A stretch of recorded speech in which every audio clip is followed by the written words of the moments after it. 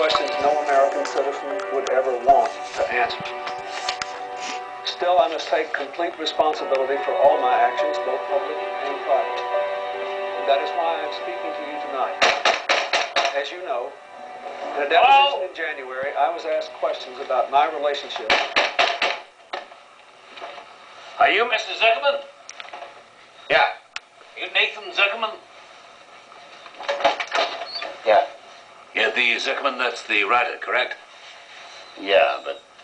We've got to talk. May I come in? Thanks. Your last book won some sort of prize, right?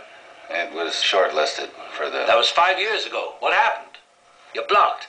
Right, you're blocked. You're worried you don't have another story in you. Well, I can fix that. I'm the answer to your prayers. You know who I am? Dean Silk? Dean Coleman Silk, that's right. Late retired and now resigned, an unlamented Dean Silk. Following the murder... You clock that? Following the murder of my wife. How's that grab you, Zuckerman? That's good enough to get your juices flowing. I'm not sure I understand. Those sons of bitches killed my wife, Nathan. They killed my wife as if they'd taken a gun and fired it into her heart. Yeah. Who would have thought Iris couldn't take it?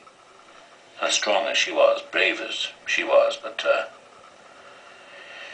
yeah, their kind of stupidity was too much even for a juggernaut like my Iris. Massive embolism. Ow! Got her to the hospital, but it was too late. The point is, they meant to kill me, but they got her instead. All in the name of political correctness. There's an oxymoron if ever I heard one. So, there's your book. Nathan? You mind if I call you Nathan? Look, Dean. Just Coleman.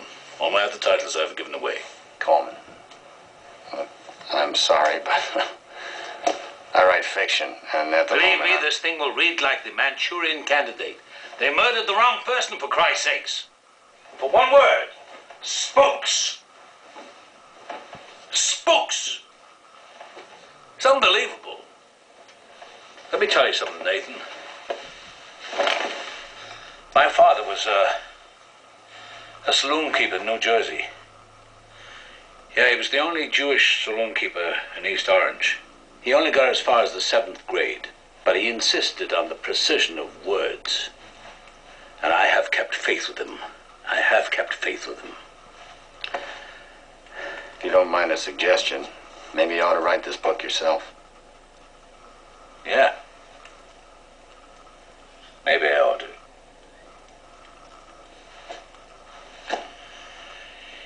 Yeah.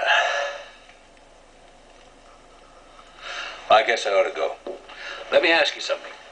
Why are you hiding out here in the middle of the woods? Hiding out? Yeah. Isn't that what you're doing?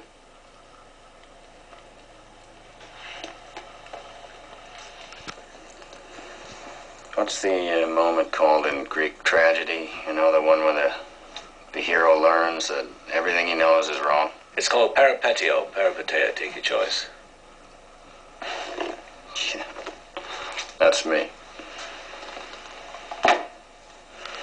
Hey, you by any chance play gin rummy? And this was how my friendship with Coleman Silk began. And how I came out from my reclusive life, living alone in a cabin by a lake. You're divorced, huh? Does it show? Yeah, you have the look about you of a man at loose ends. Takes one to know one. Why did your wife leave you? Which one, the first or the second? Several years ago, I had been diagnosed with prostate cancer. Although the treatment was successful, I had nevertheless withdrawn to my cabin in the woods, away from the expectations and entanglements of modern life. In the year that followed my meeting Coleman, the time it took him to write his book, we had dinner together several times a week. Sometimes playing penny-a-point gin rummy.